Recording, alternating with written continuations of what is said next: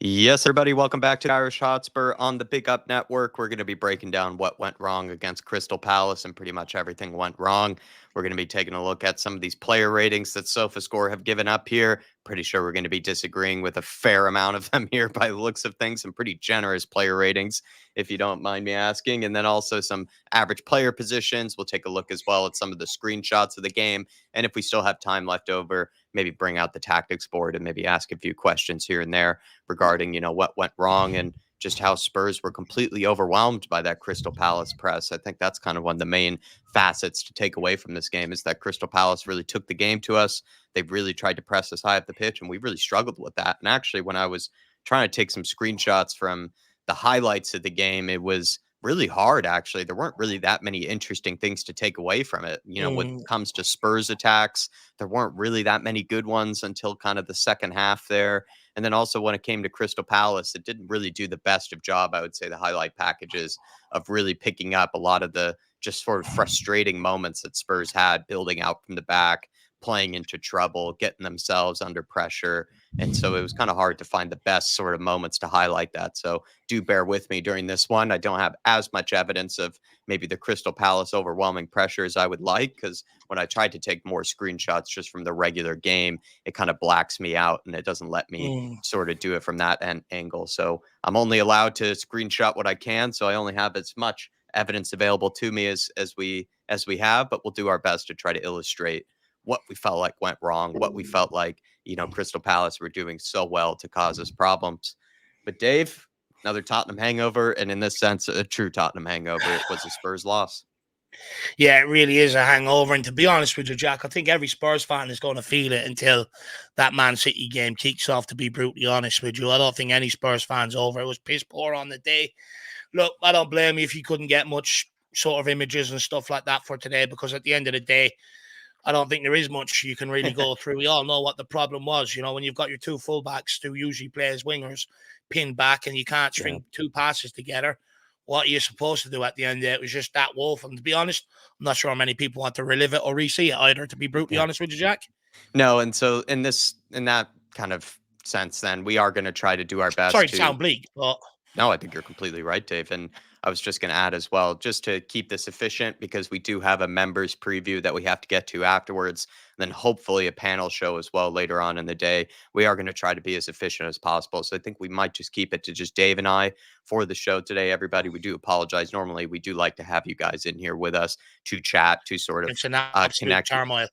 to connect with each other to just Mm. sort of vibe off of maybe what went wrong or what went right. But this time around, I think Dave and I are going to have to put on our peak efficiency mode to get through this, which normally when that happens means we'll probably go on for about 2 to 3 hours, but we'll try our best here. Let's get into it. Average player positions, anything to take note here, Dave? I think we have pointed out in the past that the right side in particular, maybe what Ange Postecoglou has found some success in is, kind of grouping together Brennan Johnson, Kulusevski, Pedro Porro there. I think we've actually Yeah. found a lot of success building out on that right side because, maybe last year in particular, we really did struggle kind of building moves down that right side. But I think we've Mm. gotten a lot better at it over the past few games because we've had Kulusevski drop deep, help out the likes of Pedro Porro and Brennan Johnson. But then also it seems like, the idea is to just keep them all kind of clustered together, close together, Mm. so they can easily play each other in. They can find easy passes. They can show for each other.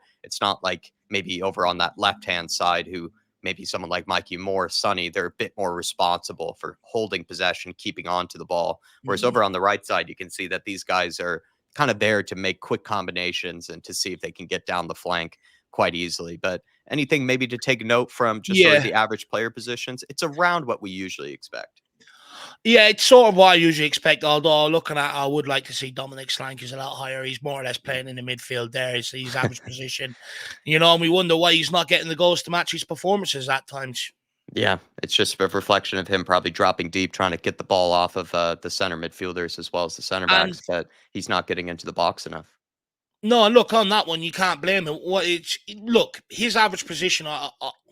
I'm going to say this. I think his average position would probably be higher if we were putting chances in the box. But the fact that he wasn't being supplied means he's the sort of striker he wants to get involved. And he always says, a striker, if you're not getting the ball in behind or you're not getting any service, you have to then drop deep, go hunting, and look to get on that ball and sort of drive forward. I think that's ultimately what Dom Solanke tried to do. And I think Postecoglou probably recognized it. That's why you end up bringing Richarlison on and going 4-4-2, just to have that outlet further up the pitch. But it didn't work. No, it didn't. We needed at some point at least one person in the box, and we still struggled to even get any sort of good service in there. But then when we did, it's not like Richarlison did very much with it. Something I would add though is that there was maybe one particular highlight that I wanted to get a screenshot for, just to maybe show that frustration that I've been having with the lack of service to Solanke into the penalty area. Because there was one particular moment that I saw and I picked up where Spurs do win the ball back in a very good area. They get it out wide to Pedro Porro. They get it to Brennan Johnson, and it takes about 5, 6, 7, 8 seconds for us to even attempt to try to get across into the box. And then when we do, it ends up just getting blocked and for a turnover, basically, that leads to a Crystal Palace counterattack. And I felt like taking a screenshot of that, but I also figured that my Dominic Solanke bias, if you will, probably would have came out maybe a bit too strong there in terms of me feeling like there are times when it looks like Spurs should be able to get across into the box. It looks like that should be your aim.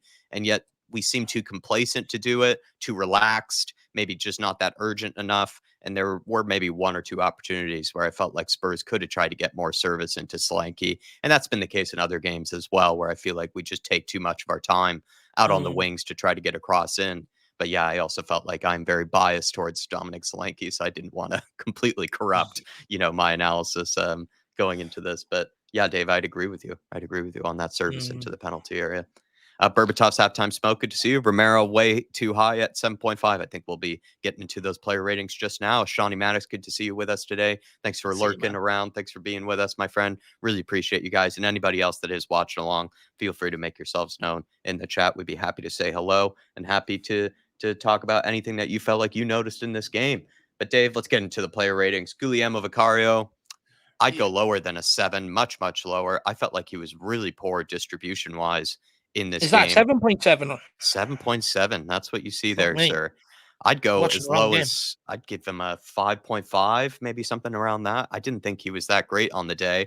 And actually, one of the goals that ended up being chalked off for offside, he didn't do too well on that finish from Ebereze, and just the distribution was really poor. Anytime he got it launched, it just didn't go to the right person. Anytime he tried to play it short, it was a little bit sketchy. Just felt like not a good day for Vicario, to be honest. And I'd give him around 5.5, maybe a 5. Yeah, look, I sort of agree. I thought it was piss poor. I think where the rating probably comes from is if you look at the stats, he made 5 saves on the day. But I can tell you now, whoever looked at that just looked at the stats and didn't look at the actual game as an overall. No. He was piss poor with his distribution. Like you said, the goal that was given offside, it was straight at him, went in underneath him. And if it wasn't given offside and that went in, you're sort of looking at that going, and look, that just sums us up today, that sort of goal. Yeah. So, I think whoever gave him that score actually needs to watch football and combine it with stats rather than just going off the stats alone. Yeah, probably a little bit too much heavy lifting on the stats there. And I can't even remember a real crack save of any kind that Vicario made during that game. Not that I can remember any world-class sort of shot stopping. I think any of the saves that he had to make were pretty much straight at him for the most part. So unless I'm remembering maybe not so well, but I don't really think I can recall any real kind of moments from him. Berbatov's halftime smoke saying, I've done a 180 on Solanke, much stronger and smarter footballer than I thought. Not maybe one of his best games, though. I felt like he kind of fell into the bracket of a lot of other players that really started to disappear more and more as the game went on. But when I rewatched the first half, I actually didn't think he played that poorly again. Just once again, pretty starved of any service into the box. And then his hold up play was actually all right. He actually helped build out some moves for us, but it's not saying very much. I didn't think really anybody played really all particularly that well. Dave, on to maybe the fullbacks, Pedro Porro, Destiny Udogie. Did any of them play better than the other? Were they kind of the same? Look, I think Nick sort of tried to make the point towards the end of the watch along that there was one or two better than the others. And look, I think he was correct ultimately, but at the end of the day, it was sort of one of them games I didn't really want to give anybody praise because, I think as an 11, it was pretty poor. But when you look at Destiny Doji from that game, Jack, he actually, where is it? He made, he won 9 of his duels, completing 2 dribbles and creating a chance as well.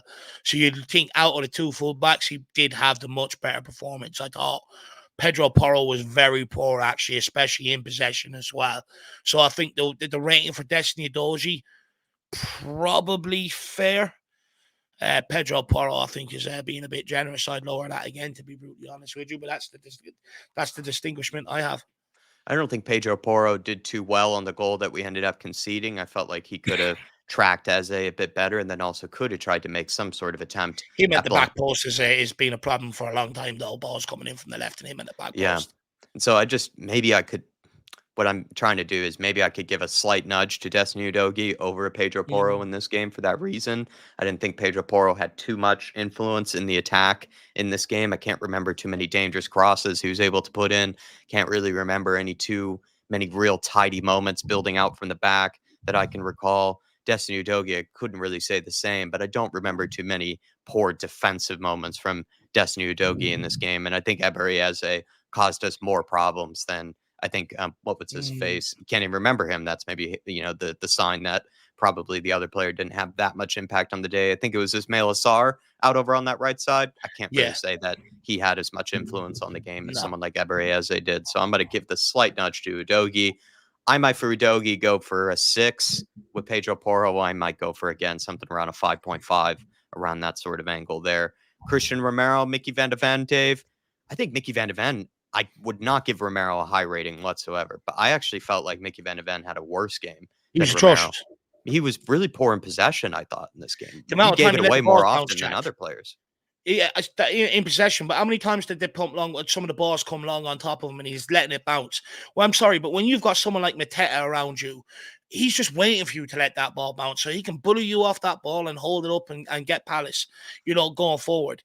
It really annoyed me the amount of times he let the ball bounce around him. It's rule 101 when you're taught as a youngster, especially as a defender. You don't let that ball bounce when players are hovering around. You go and meet it and you put it back up the pitch. Piss poor from Van der Ven. Very poor in possession as well. Yeah. Romero, maybe slightly a little bit better on the day, got a couple of challenges in on Mateta sometimes, but again, very poor in possession as well, I thought. For me, I think Van der Ven probably comes out worse because it was him that gave away that ball that Yeah. ultimately led to the goal.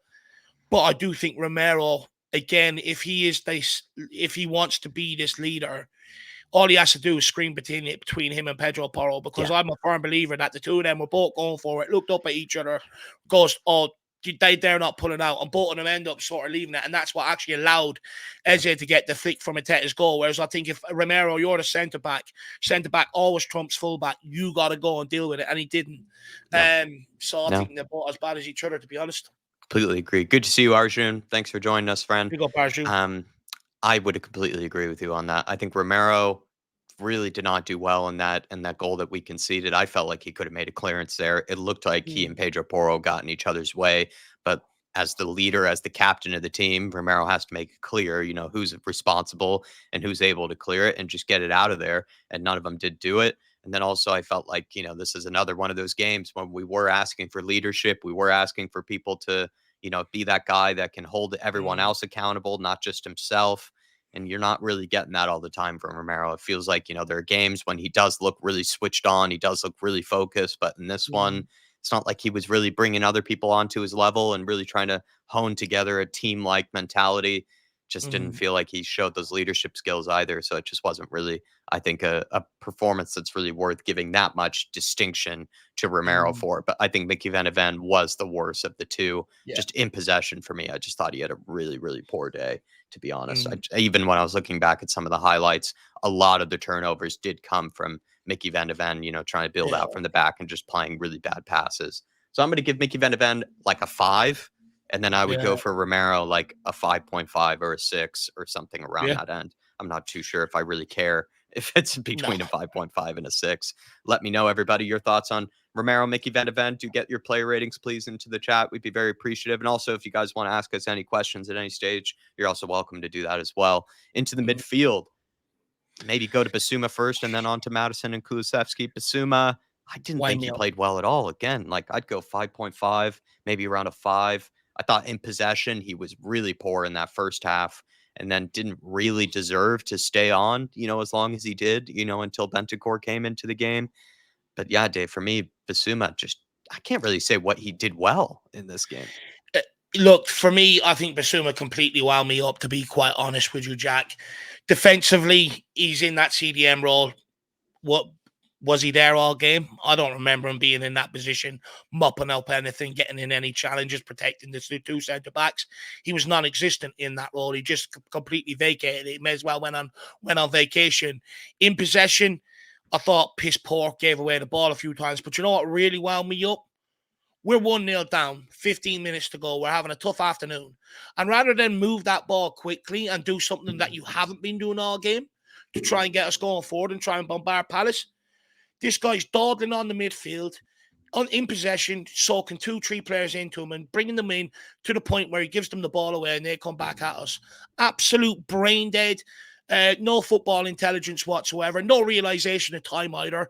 Doesn't understand the minute of the game it's in. Thinks it's minute 1. I'm absolutely pissed off with it. And ultimately, that's why he got hauled off near the end of the game. I pointed out 4 or 5 times when we were trying to go for a goal, and he's there holding on to the ball, Yeah. holding it on, Yeah. drawing people in. And not long after that, Postecoglou took him straight off and brought on Bentancur. So Postecoglou obviously seen that as well. To be honest with you, really fucked me off, Basuma. I'm going to 5, and I don't want to hear any more about it. I'm going to go through all 3 midfielders just here quickly, and then you can have You yours. go ahead. Dejan Kulusevski has been absolutely phenomenal from pre-season up until that game at Crystal Palace. I'm going to give him a slight pass because it's the first game he's been really, really non-existent all season. So I'll give him a slight pass. But my God, he was awful. Kind of He was useless. so bad to watch. Anytime the ball came near him, he gave it away. He was just absolutely woeful, and rightly so, hauled off. In fact, probably should have been hauled off at halftime. James Maddison, who some people say, Dave, you give him a hard time. Not saying much, but he was actually the best midfielder out of the 3 that started in terms of trying to do stuff going forward. At least he actually mucked in, tried to get in a few challenges. But again, our midfield couldn't get to grips with the game, so it's No. not saying much. But I think Maddison would probably get the slightly higher rating out of all 3, but they were all piss poor for me.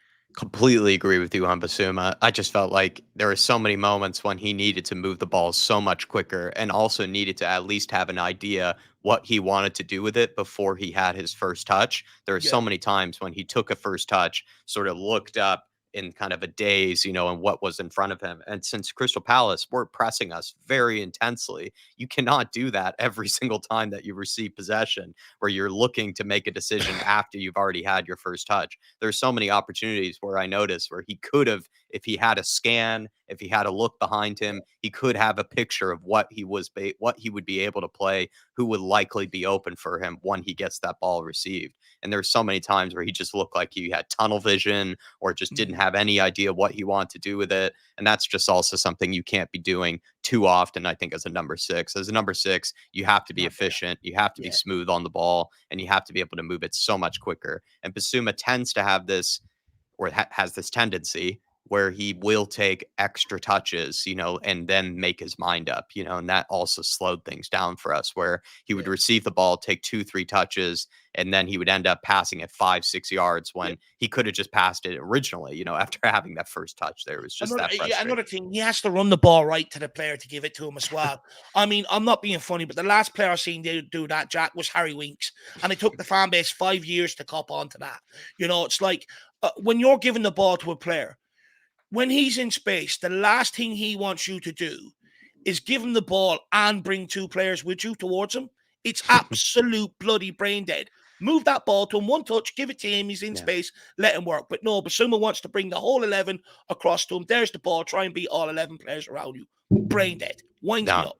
And then that's my problem with it. I just didn't think he did anything to help us out in possession that game. Defensively, I can't say he did anything of note at all that would have really helped us out or maybe stopped any dangerous moves or anything like that. So for me, Basuma, basically a 5. I could go lower, but I don't really know if it's really necessary. I think you can already hear by the tones of our voice and by our criticism that he obviously did not play well and didn't necessarily do anything too well in the game. For me, with Dejan Kulusevski, I agree with you. I'm not going to get too harsh on him, but I think I'll just look at it objectively, just look at it, on the game, not as a whole. He was just kind of useless, really, on the day. Just couldn't Yeah, do anything right. he Couldn't couldn't help move. us. He couldn't move. He couldn't get his first touch right. Couldn't make the right decision once he did get it under control. The other thing as well is something I do get frustrated with Kulusevski with is the needless fouls at times when the game already was really stop and start. It felt like we couldn't really get any fluidity into the game. There wasn't Mm, that sort of flow of, back and forth, end to end. And a lot of that had to do with Crystal Palace doing a bit of housery, fouling us, also going down very easily whenever times we put our hands on them. And uh, Kulusevski for me is just one of those guys that doesn't ever seem to cop on to that. When he notices that mm, teams are diving or he notices that teams are looking for a free kick, he doesn't seem to pick mm, up on that. He'll just barrel right through them and yeah. then, just not, be somehow miffed by the idea that the referee is given a foul there. And it does get me a little ticked off at times because you do that once or twice. Maybe you're just full of adrenaline. I get it. You just want to make a good challenge. You want to get stuck in. I totally understand. But when you do that so often in games where you're just barreling through players and then surprised that the referee is given a free kick, I just get a little ticked off with that. I just think it's, But you know, I don't know if lazy is the right word. It's just kind of dumb. It's just it's like, stupid. you just need to remember, man. And he's just not in control of his body, I think, in these situations. And if you're not doing anything in Mm, possession that's helping us, at least help us out defensively. mm. And I didn't think Kulusevski helped us out defensively either in the game. On them free kicks that he gives away, and you're absolutely spot on. What drives me mad, it's like him and others start doing it more when we're 1-0 down trying to chase a game. And they're doing it in stupid areas. It's absolutely brain dead. And look, I have no problem with them looking to be aggressive. But when you've got the player facing the wrong way, facing backwards and forcing them backwards, why are we barreling them over? It's pointless. You've Um, done your job. Sean saying Kulu a 4, but I think a bad day in the office. Hope to see him sooner. Really bad Um, day. yeah, I'd give Matter a 6. He was the most creative, probably 3 or 4 for me. Cesar Basuma, maybe even lower rating from Sean for Basuma. I can't say I'm going to defend Basuma at all, really. So, Mhm. fair play to you, Shawnee. But yeah, Kulusevski just annoyed me defensively. Really poor possession, pretty much useless in possession. And I agree, probably deserved to be pulled off at halftime. Madison, I just think he was better than the rest. But like you said, I don't think he deserves significant praise or anything for that. But he was definitely better than the Yeah. rest. And I just don't think he needed to be pulled off at the same time as Kulusevski. I think that's not really the right sort No. of message that you should be sending as well as Ange. Maybe take him off 10 minutes later. I'm not sure how much that does, but maybe take him off just 10 minutes later than Mm, Kulusevski just to at least make it clear that obviously Kulusevski was the one mm. that wasn't playing nearly as well. And that's the only maybe suggestion I make to Ange because I would be a little pissed off at Madison, or if I were Madison in that situation, because 100%. you do know you're playing better than Kulusevski, and to be pulled off at the same time would be frustrating. I understand Madison's anger being actually taken off, especially because he was sacrificed in other games where he wasn't playing well and others got to stay on. I do understand his anger. But one thing Until, on Madison, yeah, if I see him get tackled again and take 8 to 9, 10 rolls around on the ground and make a big deal out of it, I'm not sure how longer I can keep it in. I really can't. I'm going to have to mute the mic because I'll get cancelled. I'm sorry. It's becoming unbearable now. It's becoming intolerable. And all it does is completely slow down the game. And he doesn't get it. Postecoglou's game is about quick football. Keep them under pressure, keep the ball moving. In possession, the guy needs about 5 touches. I've become used to that. But fuck me, when you get a challenge, especially when you're 1-0 down, stop rolling around, taking 10 minutes. Then we have to wait for the physio to come on, put a bit of cold spray on it, bring out the sponge. Then he has to go off on the sideline. We're playing with 10 men for a few minutes and then he trots back on. I'm absolutely fed up with it. If you're not hurt, get the fuck up. I'm sick of completely it. agree. No, I completely agree. Um, I can't really say I can add much to that midfield. The midfield were just as bad, pretty much, apart from Madison, as the back line, really. So Basuma, I'm going to give a 5. Kulusevski, I'm going to give like a 4.5 because I do think he was probably the worst of the midfielders. Just didn't do anything right on the day. Madison, I'll give like a 6. On to the forward line, Dave. I mean, you can do all 3 if you would like, or Yeah. take it I just away. want to start with Johnson. This is the problem. I have no problem with stats in football, but it's when people use stats to put out a player rating and make a guy look better than what he was on the day and has clearly not watched the game of football. Name me one thing Brennan Johnson done in that game. One Yeah, chance he created for anybody. forgot he One even good played. cross he put into the box. One player he took on. He barely touched the ball. He's given Johnson a 7.2 and Mikey a 6.3. Correct me if I'm wrong. Mikey Moore didn't do much, but just before half time, I think he created. I think he got down that left hand side twice, and we created chances off the back of it. So it's clear that whoever gave out these player ratings has not watched the game, and it's an absolute travesty. I think crime against football. I think we should bring them to court. Quite frankly, it's disgusting. But Brennan Johnson is a 5 for me. It's something I've spoke about, and I'm not going to get on the kids' back because so someone put it perfectly in the chat in the pre-match build-up. Brennan Johnson is not a winger. He's an inside forward. And basically, an inside forward is someone that just makes the runs, get themselves into position, and when the ball comes, put it home. That's what he's been good at for Tottenham Hotspur. When it comes to creating chances, like you need at Selhurst Park, he can't do it. Yeah. Mikey Moore, look, I did say before the game, I'm not going to get too gassed up, starting him away from home in a London derby. At Selhurst Park, it could be a very tricky afternoon for the guy. It turned out to be that way. But ultimately, I thought in the fewer minutes he had than Brennan Johnson, he had more impact on the game, and he didn't do much. So that's saying a lot. And then when it comes to Dominic Solanke, it's a hard one, Jack. It really is a hard one because the first half, not much came his way. And the one ball that did pump up to him, he held up and we got a corner off the end of it. But in the second half, when the ball was coming his way, Missing. it didn't really stick much. He didn't really get on the end of, like there was a couple of crosses near the end of the game for him to try and get on the end of, not really near any of them. I think progressively as the game went on, I think he got worse. But I do feel sorry for him in the first half because as a forward player, the whole three of them actually, as a forward player, if your defenders are continually just going to pump it into the midfield and let it be turned over and not recognize the danger and say, right, Mikey, get in behind, Johnson, get in behind. We're going to start either pumping the ball down the flanks, you chase it down, make them put it out for throw, and we get ourselves up the pitch. Or we're going to put it into Dom Solanke to hold up and get people to play off him. So I actually feel sorry to them for a large degree because all they can effectively be is passengers because if they do start dropping back into fullback, back into midfield, when you do get that ball, then there's no one further up, and then people are going, why are they there? So I actually feel sorry for them. It's a largely frustrating game as a whole. Yeah. But I did say when we signed Dominic Solanke, my big problem is he going to bring the goals for Tottenham Hotspur? And don't get me wrong, I am giving him a pass at the minute because he's not being provided any chances.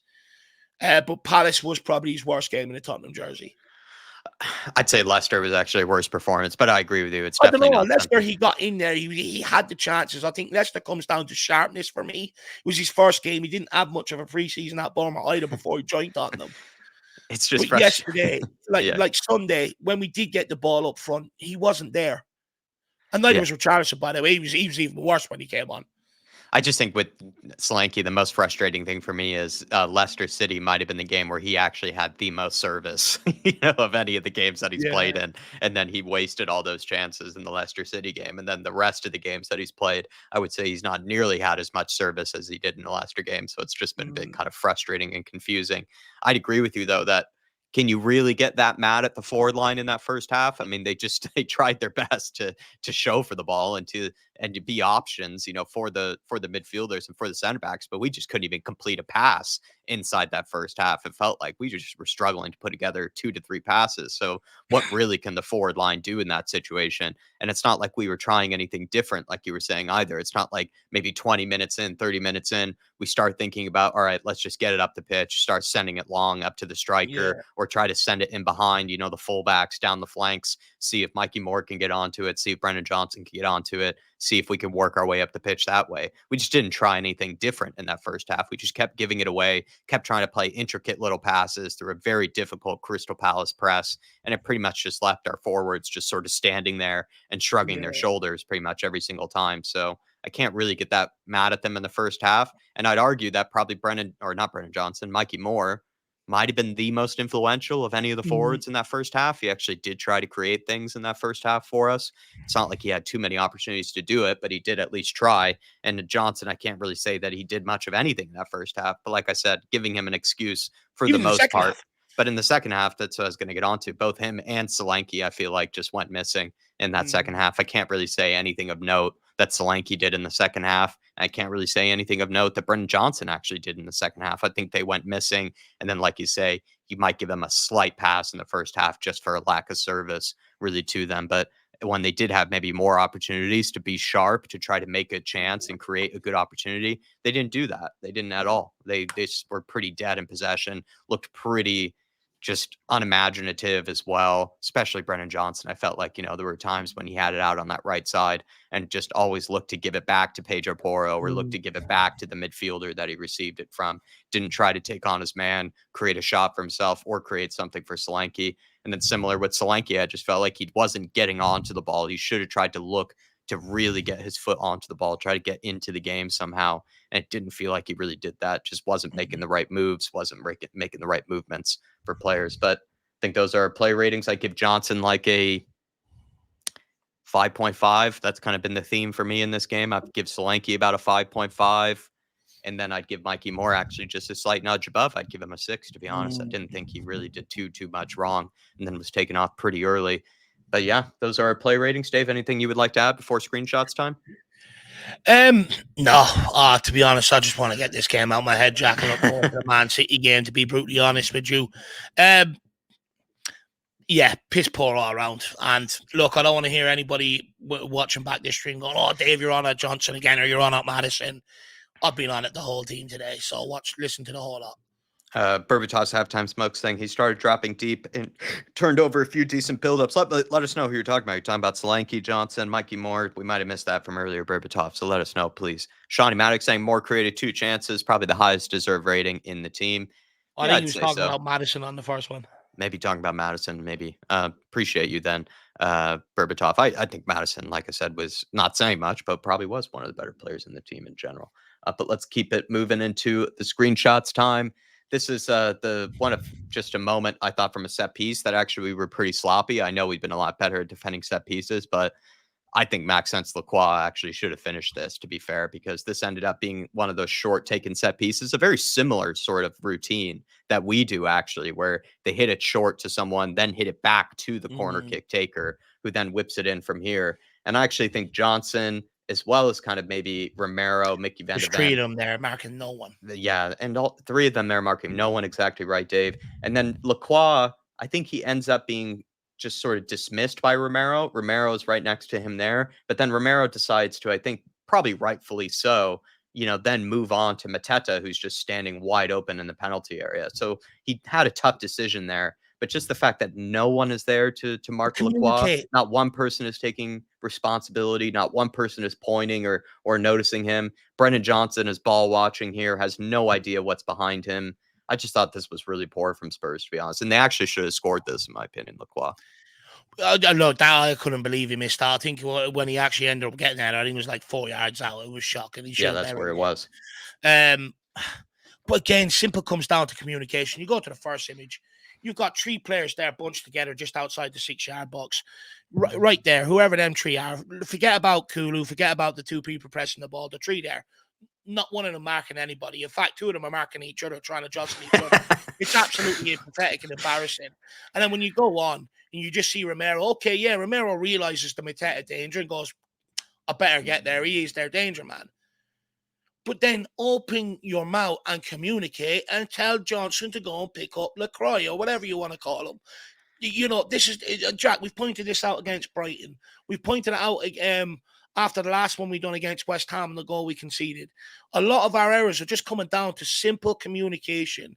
And once we start doing that and we start effectively doing that, and you don't have the communication because you don't have the leaders, you don't have anyone that wants to take responsibility for other people. And that's basically what a leader does. A leader basically is in all the team meetings, takes the manager's game plan.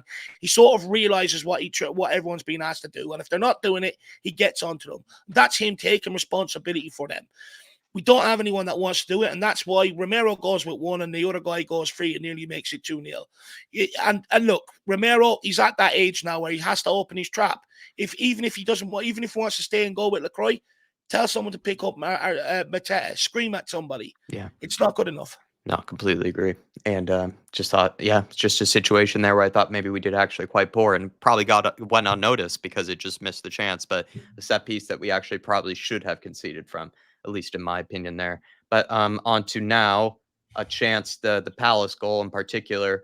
So this is at least one of the images that I could find, right? This is the Palace press. They're pretty much marking us all the way up to the goalkeeper. It's a two-man press, either with Mateta and Eze or Mateta and Ismail Assar. What I noticed was Mateta sort of engages first, and then the other winger, if it's on the left side or the right side, then sort of follows what should likely be the next pass. So it's a bit of a version, a hybrid of kind of a two-man press that would then just rotate between the wingers to be that extra man to help out Mateta.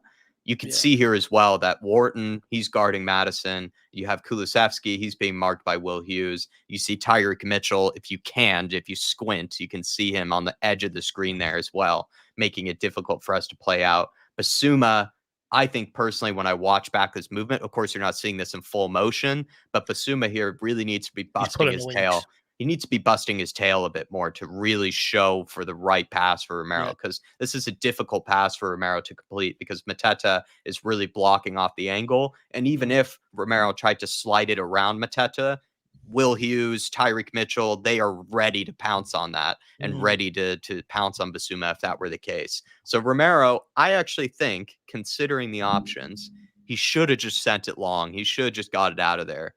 Or you have to make a very dangerous pass, which was the one that he played to Mickey Van de Ven here. It's not ideal. It's not really the pass that you want to be making on a regular basis. But I don't think Romero actually makes too much of a wrong decision in this situation, because you can see pretty much everyone is marked. His only option is to either get it launched or to try to play this clip pass to Mickey Van de Ven. Would you disagree with me here, Dave, before I move on to No, I Mickey Van de completely Ven? agree. I think what Basuma's doing is something I've seen Harry Winks do for a long time.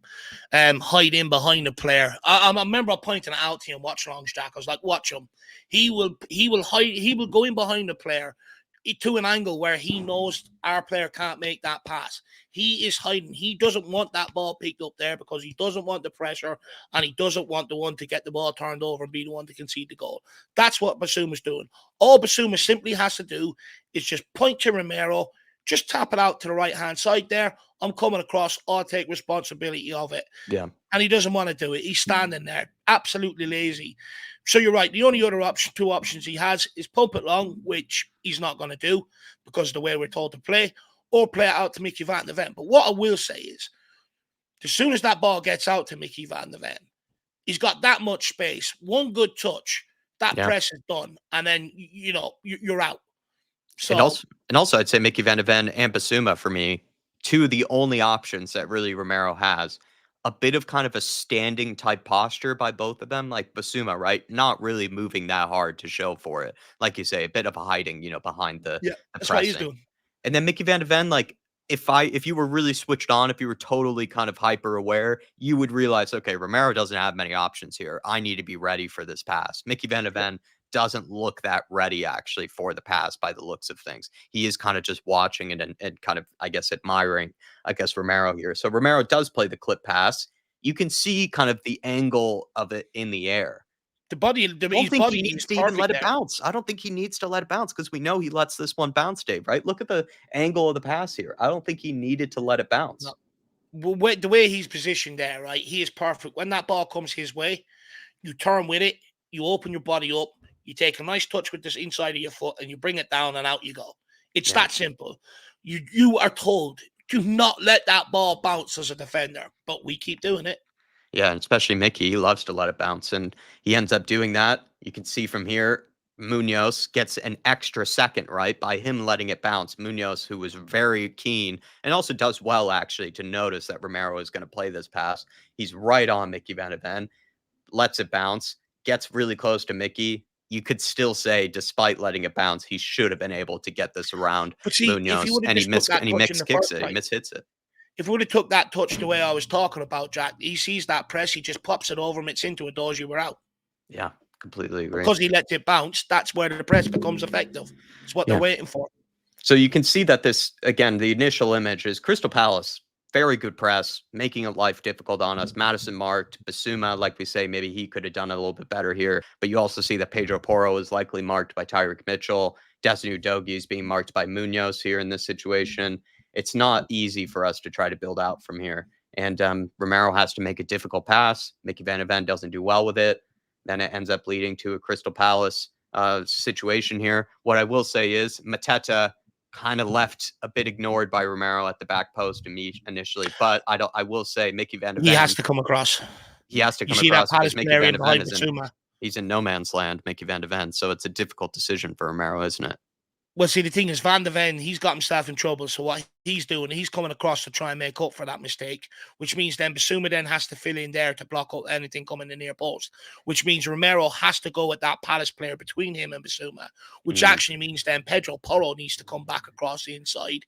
And ideally, then you call Johnson to come back and help out with the winger.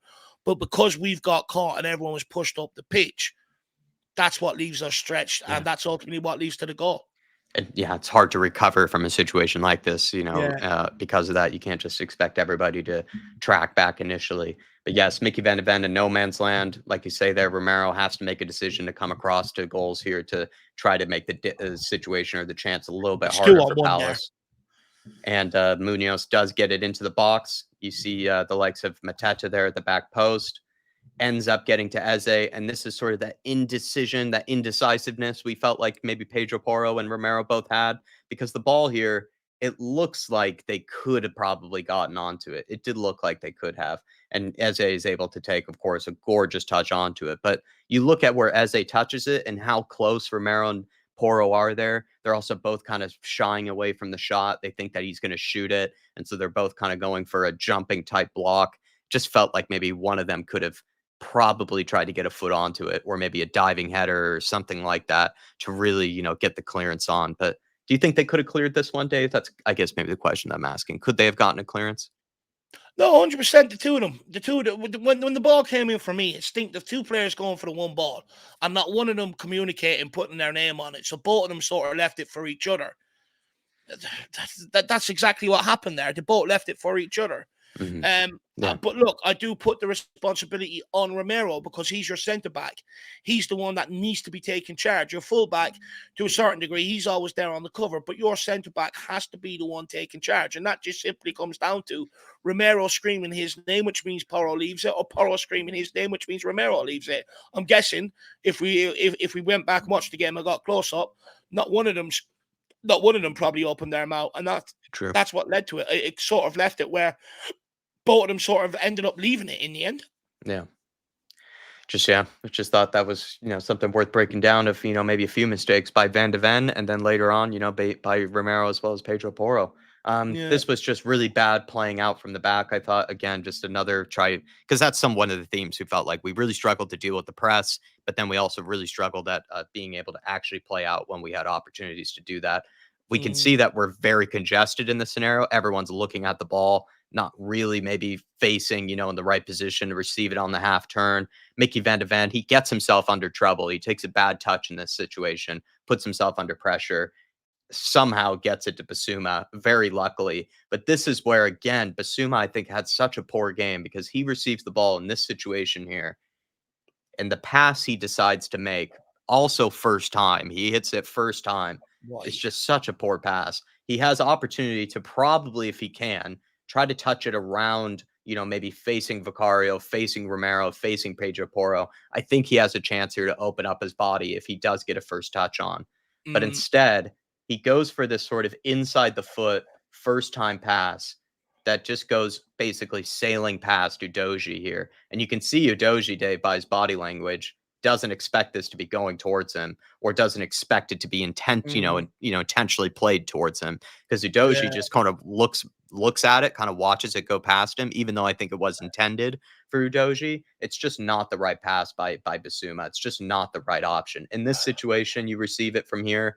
not the right option to play Doji. I don't know what he expects him to do with it in this situation either, other than just give it right back to Basuma. That's the only thing I would do in this situation. So it's a poor pass from Basuma. It leads to a stray giveaway. Adam Wharton gets onto it, is able to play Chalaba out there, and then Chalaba able to whip in a very dangerous cross. But for me, Dave, this was just another example of just Spurs. We just could not complete a pass, not make the right decision under pressure in this game. And this is a fine example of it because I don't know why Basuma is giving it away in the way that he did in this sort of situation here. Do you know why he's doing it? Because he knows he doesn't have that ability to be able to take one touch and ping it out to the other side and get us out of the press. So what he's end up doing there is, again, Harry Winks-esque, shit, I don't want to be the one that gets my pocket picked. You take it first time. And I'm sorry. But if you can't take a touch and clip a ball 20 yards, in my experience, you're not going to be able to play one-touch football. You just can't do it. So why do it? It's piss poor from Basuma. Again, just poor decision-making, Jack. Yeah. And it's really frustrating because he is a player that is a great dribbler on the ball. If you can get him on the ball moving forward, he's very, very hard to sort of take off it. And I do think there's a much better player in there than what we're seeing. Completely agree, Dave. I just don't think he has the dedication required, Jack. And I think that's going to be his downfall. I think he'll be one of them. He'll look back on his career in years gone by and he'll be like, do you know what? Did I make the most of my ability? And I think the answer would be no. Well, that's all the screenshots that I had. Just thought I'd maybe end on maybe a screenshot like that. It's just a good example of Spurs, doing some really poor playing out from the back. I think we've already gone on at this stage close to around 50 minutes or so. So I think we could end it off here. I think with the tactics board, if we were to show it, I think what we would just indicate is just, kind of the press that maybe Palace had. I'll see if it can pull up and, maybe look a little smooth for me here. I'm going to put Dave in the corner, but I'm not really going to do too much with it here because I just felt like, Spurs at the end of the day, what we were struggling with was mostly just that press. I think what we saw was Mateta move maybe Solanke, Mikey Moore, these guys sort of pretty high and out really wide. Generous, Jack. You should have them in our own half. We couldn't get out. But Mateta here, it's kind of annoying that they're kind of similar colors, but Mateta, Van de Ven, here Romero building out, Poro. Wish again I could set this up ahead of time, but for some reason it doesn't let me. But Sarr, I felt like, as well as Eze, were kind of part of this sort of joint press where anytime that Mateta put pressure on either Van de Ven or Romero, Eze and Sarr would join them. Tyreek Mitchell. He went right up on Poro. Yep. Lerma, Wharton, I feel like we're putting pressure on Basuma as well as Madison when needed. Munoz was really high up the pitch to put pressure on Udoji. And then it sort of left the three center backs in charge of Johnson and Mikey Moore here, as well as Solanke. So this was what I could tell, and I think Dave is copping onto it here. This is what I could tell was a version of the press. Not really exactly man-to-man, but a version of it where it's just each of these players for Crystal Palace seem very responsible for a certain zone in the pitch. So like I said, if the ball gets shifted out wide to Pedro Porro, Romero, you see Eze and Mateta both putting pressure on Romero and Pedro Porro. And then Tyreek Mitchell has to be ready for some sort of out ball. And then probably Munoz, Lacroix end up having to drop deep, to make sure that nothing gets switched over to the far side and they get caught out. But it was kind of a hybrid version, Dave, of maybe a kind of a man marking type press, but only when, the ball gets shifted over to your side and then you put pressure on the ball. And I think they did quite well with this Crystal Palace. They took out our forward players, but then they also made life very difficult on our back line playing out from the back here. Look, they've done their homework, Jack. They said, look, Tottenham are going to have the two wingers and the striker. We're going to have three centre-backs. We're going to back ourselves to go one-on-one. And if everyone else presses up, we can afford to go one-on-one because they're not a team that's going to punt that ball. And they took that gamble and it paid off. It's exactly what happened. Tyreek Mitchell went straight up on Porro. That took Romero's out ball. You got Munoz went straight up on Udoji. That took out Van de Ven's out ball. And then cleverly, you got Sarr, Eze, and Mateta sort of all pressing the two centre-backs then. Yeah. And what they ended up actually doing, it sort of correlates with one of your images, where they just left Basuma completely. They said, we don't need to man-mark him because if Tottenham give him the ball, he's just going to give it straight back to us. And plus, if we press man for man, it's going to create very little angle for Basuma to get on the ball anyway. So it sort of correlates with the image that you pulled up earlier. And it was pretty smart from Palace, and it worked. And that's where I was saying 25 minutes into the game, Romero, Van de Ven, or Vicario, one of them needs to get that ball, put it in behind Chalobah, put it in behind Lacroix. Okay, even if your wingers don't get it, but you're forcing them backwards, and eventually they're going to turn, and one of them is going to punt it out for a throw in, or they're going to put it back to the goalkeeper. He's going to punt it long. But by then, your whole team is pushed up, so you can turn that over and go at them. We didn't want to do that. Or the other option is you play into Solanke, and we didn't want to do that either. And Palace knew we weren't going to do it, and they got the rewards. It was very smart. They went man for man on their most technical players. Just left Basuma sitting there. Give him the ball, he's going to get back to us. So spot on, Dave. And two things that I would just touch on that I think you're spot on with, and I think we'll end it off, is if you do try to get it pumped long, yes, it's not pretty, yes, it's not ideal, but you do probably have more freedom and more opportunities that way because it is technically 3-on-3. Well, it takes a Solanke to win one and Johnson or more to make a good run off him. All it takes is a good ball in behind or a good ball to one of these players. And if they have a good touch, you're in a 3-on-3 scenario here where you're running at the center backs. And then if someone makes a good run beyond them from there, you're already getting them out of control and you're getting them out of shape. And then you can create a good chance. There wasn't much space to play for because you could see from the press from Wharton, Lerma, there wasn't much to play out from here. They made life very difficult on us to try to get the ball through the middle. And also, like you've said, which is, I think, the key part here, is that Eze, Mateta, and Sarr did a very good job putting pressure on Vicario, Romero, and Van de Ven, and they basically made it so that we had to try to get it out to Doji and Pedro Porro, who were already marked by Munoz and Mitchell. The one player they decided to leave open, like you say, was and Kulusevski and Madison. You can't even pump it into them because they're man-marked as well. And the one player, like you said, Dave, that they basically allowed some freedom to was Basuma. But Basuma just couldn't find the right passing angle to give Romero, Van de Ven, anybody that relief for that out ball to try to get up the pitch. And since Basuma wasn't able to find the right passing angles, wasn't able to show for the ball as well as he could have, it basically made it so that any pass that we were trying to make inside our own half here was pretty much man marked. Like you were saying, you know, it's man marked by Lerma, it's man marked by Wharton, man marked by Mitchell, Munoz, every single one of them. The one player we needed to get it into was Basuma.